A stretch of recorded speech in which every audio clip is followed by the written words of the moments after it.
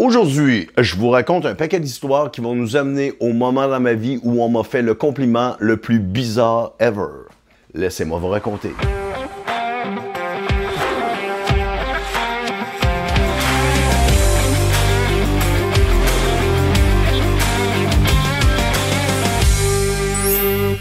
Question de commencer cette petite vidéo en beauté, voici un test d'observation.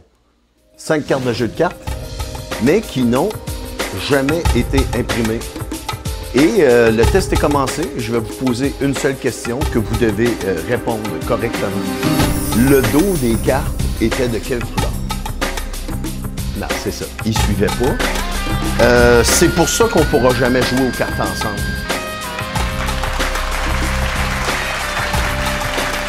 Aujourd'hui, on est en mode vacances parce que je reviens de Québec. Je suis allé voir de la famille et des amis. Je suis allé aussi au festival de Lévis, voir des spectacles qui étaient forts, avec des bouchons dans les oreilles, à essayer de se parler puis de se comprendre. J'ai fait une extinction de voix, mais qui, heureusement, n'a duré qu'une journée. J'ai une voix un peu plus grave qu'à l'habitude parce que j'ai de la misère à aller chercher les notes hautes. Là. Mais je vais prendre ma voix de radio aujourd'hui pour vous parler. Il y a 2 semaines, dans ma vidéo, je vous avais dit qu'un jour, j'ai fait un spectacle au Bourbon Street de Saint-Sauveur et qu'il y avait un animateur connu, un humoriste que tout le monde sait c'est qui me présentait sur scène. Puis je vous avais dit, répondez en commentaire, vous pensez que c'est qui? Je vais vous donner la réponse la semaine prochaine. Mais moi, je vous l'ai dit aussi, j'étais un gars que je vis dans le moment présent. Fait que à 2 semaines, 1 semaine, ça a été trop long. J'ai complètement oublié mon affaire. Alors la réponse, je vous la donne maintenant. L'humoriste connu, c'était Laurent Paquin.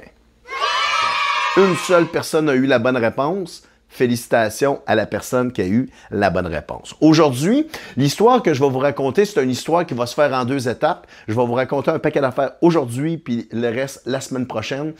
Je vais vous parler de la période clé dans ma vie, la période d'éveil artistique qui s'est faite de l'âge d'environ 13 ans jusqu'à 16 ans.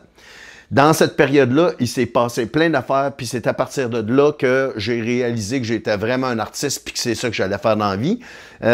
Puis c'est ça que je vais vous raconter maintenant. Mais à la fin de l'histoire d'aujourd'hui, vous allez avoir le punch par rapport au compliment le plus weird qu'on m'a fait dans ma vie. Puis après ça, l'histoire va se poursuivre la semaine prochaine. Mais cet essor artistique-là a commencé d'une drôle de manière. En secondaire 3, il est arrivé quelque chose de marquant qui a fait que ça a vraiment décollé. Là. Mais disons qu'il faut juste que je rappelle que moi, j'ai tout le temps été un maniaque de magie depuis tout le temps. Mais il est arrivé quelque chose de marquant quand j'avais à peu près 7 ans. C'est qu'à un moment donné, j'ai un de mes oncles qui s'est fait une nouvelle blonde. Fait que ma tante du moment a fait qu'on est allé y rendre visite chez eux. Puis là, cette femme-là avait déjà eu un enfant d'un mariage précédent. Et il avait à peu près 14 ans. Fait que lui, c'était un ado. Fait que moi, là, j'arrive là-bas, j'étais avec mon petit frère qui a un an de plus jeune que moi. 6-7 ans, on est assis sur le divan du salon. Puis là, tout à coup, l'ado de 14 ans, il arrive. Puis il nous a fait un tour de magie. Il a pris une pièce de monnaie, un 25 cents. Il s'est mis sur le coude. Il a claqué des doigts. Le 25 cents est disparu. Puis là, il m'a dit, va voir dans tes souliers. Fait que là, sur le bord de la porte, là, dans mes bottes, ou peu importe, là, le 25 cents était là. Là, il m'a dit, reviens ici, ramène-moi-les. Même affaire. Tac! Refait disparaître. Va voir dans le corbeille à pain, en plein milieu de la table. Puis là, le 25 cents était tout le temps là. Puis là, il m'a fait ça 5-6 fois, jusqu'à temps qu'il dise à tout le monde, bon, ben moi, j'ai des amis qui m'attendent, fait que je m'en vais. Bonne soirée tout le monde. Paf, il est parti. Je ne l'ai plus jamais revu de ma vie, première affaire. Deuxième affaire, c'est que là, moi, ça, là, je comprenais pas pourquoi tout le monde capotait pas autant que moi. Tout le monde trouvait ça sympathique. Ah, c'était cool, hein? Mais là, moi, c'était plus que ça. C'était quasiment comme on pourrait presque appeler ça un traumatisme positif. C'est un moment marquant, moi, qui m'a jamais quitté dans ma vie. Un moment où est-ce que ça l'a shaké ma réalité. J'ai comme réalisé, mais c'est donc ben hot ça! Comment ça se fait que tout le monde capote pas autant que moi? Puis là, par la suite, j'ai aussi réalisé qu'à chaque fois que je voyais un show de magie à la télévision, là, ça a été la même affaire. Moi, j'avais juste le goût de l'enregistrer puis de l'écouter en boucle, en boucle, en boucle, tout le temps, puis d'en parler, parce que je comprenais pas comment un être humain pouvait faire quelque chose que personne d'autre peut expliquer, puis que le monde capotait pas autant que moi là-dessus. Fait que c'était comme clair, là. Mais plus que la magie, c'est que j'ai tout le temps été attiré par toutes les affaires que très peu de personnes sont capables de maîtriser. Fait que je tripais sur le karaté, je tripais sur le mentalisme, sur les pickpockets, sur la jonglerie, les cracheurs de feu, le monde qui font des écharpes, le monde qui font de l'unicycle. Puis, mais moi, je viens de Lac-Mégantic, puis j'avais pas accès à ça. La seule affaire, c'est qu'à Mégantic, il y avait un homme qui s'appelait Pierre Robert. Puis Pierre Robert, c'est un jongleur. Donc, à chaque fois qu'il y avait un événement grand public à Mégantic, vu que c'est une petite ville, puis que d'autres entertainers, il n'y en a pas, là, ben, il était partout. Il était tout le temps là. Fait que je le voyais régulièrement jongler, puis il était bon. Fait que là, tu sais, je trouvais ça cool, je le regardais, il le voyait bien, là. À un moment donné, quand tu es un adulte, puis que c'est ça que tu fais dans la vie, là, tu le vois dans les yeux des enfants, là, lequel qui capote plus que les autres, là. Fait que moi, j'étais seul là, puis j'ai tout le temps été un extraverti, exubérant, fait que ça paraît dans ma face. Fait que là, à un moment donné, j'ai appris que Pierre Robert donnait aussi des cours d'autodéfense. Il était ceinture noire de quelque chose, mais lui, il avait décidé de donner des cours d'autodéfense pour femmes. J'étais tombé sur la pancarte à un moment donné, là, en avant de l'école, dans la classe où il donnait son cours le soir, là. Puis, fait que là, on l'a approché, probablement moi puis un de mes parents, là, pour dire, tu sais, mon gars, il capote là-dessus, tu pourrais là-dessus l'intégrer à ta classe. J'ai fait un cours. J'ai fait un cours parce que c'est ça. C'était de l'autodéfense pour femmes. Fait que l'objectif, là, c'était majoritairement de montrer aux femmes, si quelqu'un arrive en arrière de toi puis il t'étrangle, comment tu te déprends? Si quelqu'un te pousse dans le mur puis tu peux pas partir, comment tu te déprends? C'était probablement toutes des femmes qui avaient déjà eu de la violence dans leur vie. Fait que, mais là c'était pas tellement orienté vers des coups de karaté puis des coups de poing puis des coups de pied comme moi j'avais le goût de faire, là. Puis l'autre affaire, c'est que là, ben, tu sais, quand on pratiquait des prises, puis peu importe, là, de se déprendre, ben là, j'étais avec des femmes de 45-50 ans, nu-pieds, avec des ongles trop longs. Ça un cours. Il n'y en a pas eu d'autres. Mais là, moi, là, j'ai dit, tu sais, moi, j'aimerais ça apprendre à jongler. Puis là, il m'a dit, ouais, mais moi, je peux pas te donner des cours one-on-one. Puis ça, j'ai compris par la suite, là. Tu sais, aller passer 2 heures avec un kid, puis que ça te donne 20$, là, ben, c'est ça. Mais là, il m'a dit, tu sais, si tu es capable de rassembler d'autres mondes, là, je pourrais vous donner... Tu sais, si vous êtes au moins 4, là, ça pourrait valoir la peine. Fait que j'ai fait des recherches, puis j'en ai trouvé. Fait que là, j'ai eu plus de cours de jonglerie. J'ai appris à faire de l'unicycle, à jongler avec des quilles, avec des balles, puis toute la patente. Puis là, je m'étais mis à faire des petits spectacles chez nous. Mais, tu sais, ça s'est effrité quand même assez vite, parce que moi, je tripais plus sur la magie que sur la jonglerie, là. Fait que, puis même que je me rappelle que Pierre Robert, lui, la magie, il aimait pas ça, puis il ridiculisait ça un peu, là. Fait que là, quand je disais, moi, je fais des tours de magie, il dit, non, non, non, c'est pas des tours, c'est des trucs de magie. Un tour, c'est un tour de jonglerie. Puis là, il mettait ça grandiose, toute la quête. Fait que là, tu sais, déjà, on en avait comme un petit peu, les fils se touchaient, là. Tout ça nous amène en secondaire 3. Moi, en secondaire 2, là, on est en secondaire 3. En secondaire 2. En secondaire 2, j'étais pas bon en français parce que je faisais des fautes d'orthographe. Mes S puis mes NT au pluriel, je les mettais jamais, puis je réalisais pas mon texte. Puis la professeure de français, elle a décidé cette année-là qu'elle me donnait une leçon. Elle a peut-être essayé de passer le message une couple de fois, puis elle a bien vu que j'avais aucun intérêt à m'améliorer. Fait que l'année d'après, là, elle m'a déclassé. Au lieu d'être dans une classe normale, j'étais dans une classe de français faible. J'étais avec des irréductibles gaulois. Moi, dans ma classe, là, c'était tout du monde qui écoutait pas puis qui faisait des niaiseries dans la classe. Fait que là, c'était la réalité. Et l'affaire qui arrive, c'est que le professeur s'appelait Yves Poulain. Puis Yves Poulain, c'était aussi le professeur de français-théâtre en secondaire 4 et de théâtre en secondaire 5. Puis moi, ça, je le savais déjà. Fait que quand je suis tombé sur lui comme professeur, il m'a dit c'est cool parce que c'est un artiste, c'est le fun. Là. Mais là, pendant une dictée, à un moment donné, il se promène entre les bureaux, là. Puis là, à un moment donné, il pogne mon crayon, pop, puis il le fait disparaître. Puis il fait quelque chose avec mon efface, puis je sais pas trop. Fait que là, il y a mon intérêt. Là. Et à la fin de la classe, je m'en vais le voir. Puis là, tu sais, moi, j'y explique que moi, je suis un maniaque de magie. Là. Fait que là, on a fait un pacte ensemble. Il m'a dit, si tu fais un effort pour t'améliorer dans tes dictées, faire attention à ton orthographe, je vais tout te montrer ce que je connais en magie. Parce que lui, son père, il était magicien, puis il y avait des oncles qui en faisaient aussi. Il a grandi dans cet univers-là. Même si lui, il n'a pas décidé de devenir magicien, il en connaît plein de trucs, puis il y a plein de gadgets chez eux, là. Fait que là, c'est ça qui est arrivé. C'est que là, moi, j'ai fait un effort. Tu sais, entre autres, juste me relire à la fin, là, à repasser mon texte là, avant de le donner, là, puis voir plein d'affaires que j'ai oubliées. Là. Je faisais pas ça avant. Là. Fait que là, ce que ça a fait, c'est que je me suis mis à être bon en français. Fait qu'en secondaire 4, j'étais retourné dans une classe normale. Là. Mais à un moment donné, je me rappelle, là, il y a une fois, là, il est arrivé, il y avait une boîte à outils en métal rouge, là, un coffre à outils rempli de gadgets de magie. des instructions en papier imprimées en 1950, que t'as pas le gadget qui va avec, mais qu'au moins ça t'explique un tour de magie. Là. Un paquet de gadgets, un paquet d'affaires. Il manquait des pièces, des morceaux, c'était tout pêle-mêle, mais il m'a juste dit, prends ça, pars avec ça, puis amuse-toi. Je me souviens, là, pareil comme si c'était hier, le moment où je suis arrivé dans ma chambre, puis je l'ai vidé à l'envers sur mon lit, pareil comme un kid qui revient de passer l'Halloween, puis qu'il se matrier bonbon, là, je faisais ça avec les gadgets, j'essayais de comprendre à quoi ça pouvait servir. Puis, fait que ça, c'est un moment, tu sais, le genre d'euphorie, là, le cadeau, là, inattendu, que tu t'attendais pas à ça dans la journée même, là. Fait que fait que ça nous amène en secondaire 4. Là, secondaire 4, France et théâtre, c'était juste la découverte du théâtre. On apprenait c'était qui Molière, Shakespeare, les grands classiques du théâtre, même du Québec, les Belles-Sœurs, les Voisins, Brou. Puis là, on faisait des sketchs, puis c'était comme juste une entrée en matière qui nous amenait en secondaire 5. Puis là, en secondaire 5, tu apprenais une pièce de théâtre que tu allais jouer à la fin de l'année. Moi, l'année que j'étais finissant, on était une grosse année. Fait que même si Mégantic, c'était une petite ville, mon année, on était presque 100 finissants. Là. Ça, ce que ça fait, c'est que dans toute cette gang-là, il y en a beaucoup qui ont décidé de faire du théâtre. Donc, on était 2 classes d'environ 28-30 élèves. Fait que, il a splitté les 2 classes en 2. Ça faisait une gang d'environ 15 qui allait jouer une pièce de théâtre, une journée, puis l'autre journée, puis toute la quête pour que ça fasse toute la semaine. La pièce de théâtre qui avait décidé qu'on allait faire s'appelait 13 à table. Le concept de 13 à table, c'est une dame qui s'appelle Madeleine qui décide de recevoir sa gang pour Noël, mais il y a 12 invités. Puis là, tout à coup, il y a quelqu'un qui se rajoute par hasard, puis ça fait 13, puis elle est superstitieuse. Fait que là, 13, ça marche pas, ça porte malheur. Faut qu'on renvoie quelqu'un ou qu'on invite quelqu'un d'autre, et toute la pièce, c'est ça. C'est un quiproquo qui fait que là, il y a tout le temps quelqu'un qui arrive, quelqu'un qui part, quelqu'un qui tombe malade, 3 personnes qui arrivent, 2 qui repartent.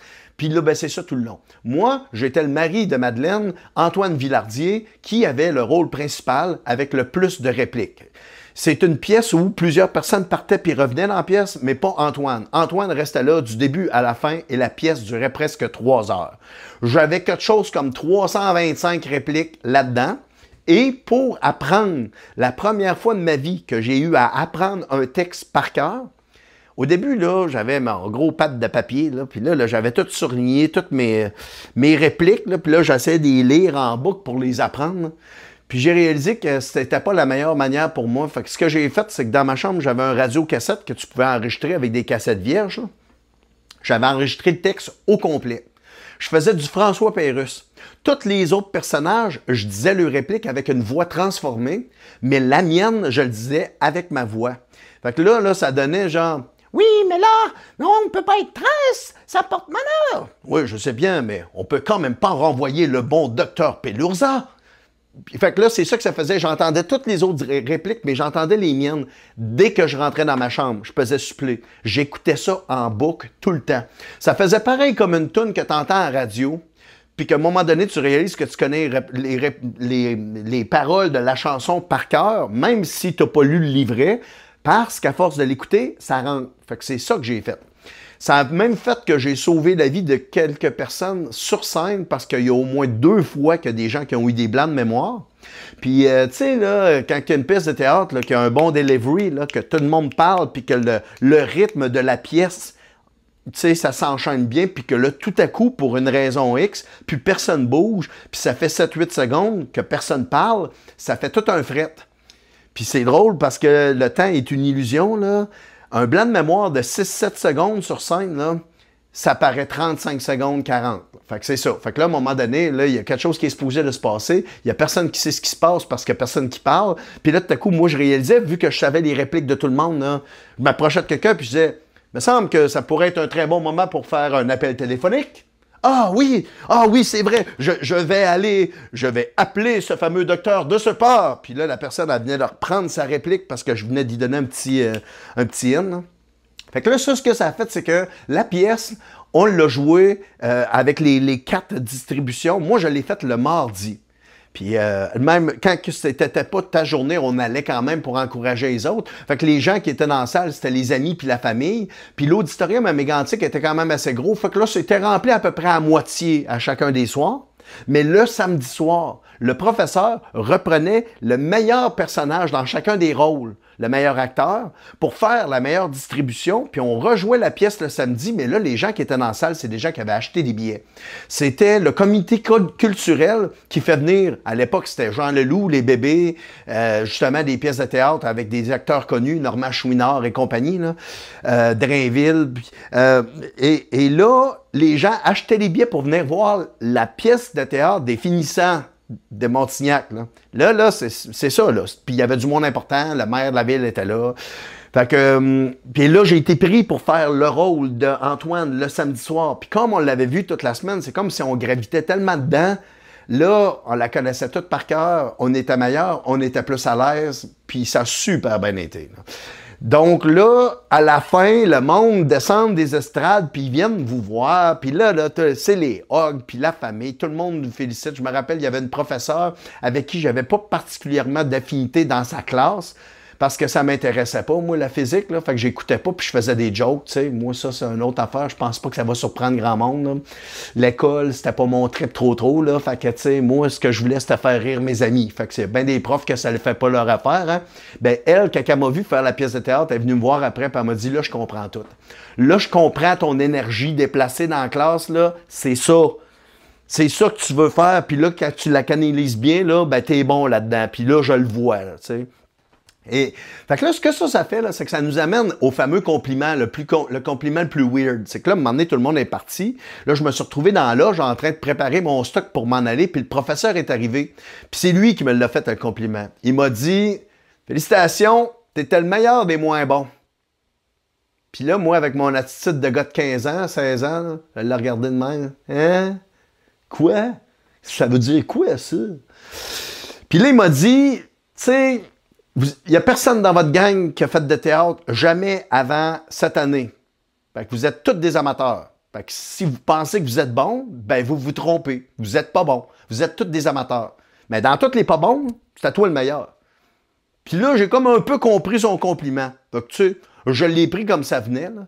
Mais à partir de ce moment-là, là, ce que ça a fait, là, c'est que moi, cette année-là, là, pouf, tout a décollé. J'ai fait la pièce de théâtre. J'ai animé le Gala Méritas, j'ai fait de l'animation au bal de fin d'année et une autre affaire dans laquelle je vais aller plus la semaine prochaine, c'est que moi, je travaillais dans une épicerie Provigo comme emballeur et le propriétaire, à chaque année, faisait un gros party de compagnie pour tout le staff, puis il faisait venir des artistes, des humoristes, du monde connu pour faire le party de fin d'année.